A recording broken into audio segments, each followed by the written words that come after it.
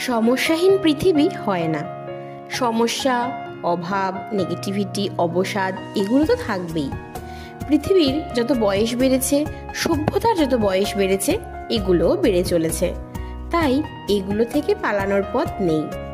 তবে এগুলো থেকে ক্ষণিকের বিরতির জন্য আছে এক কাপ চা, মন খারাপের সঙ্গী, আনন্দের সঙ্গী, বিষণ্ণতার সঙ্গী।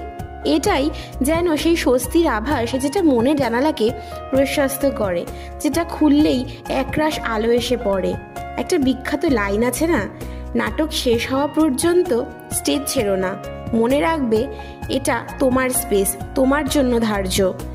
কমেডি হোক বা ট্র্যাজেডি, এই নাটকের নায়ক বা নায়িকা শুধু তুমি। তাই হাল ছেড়ো না বন্ধু।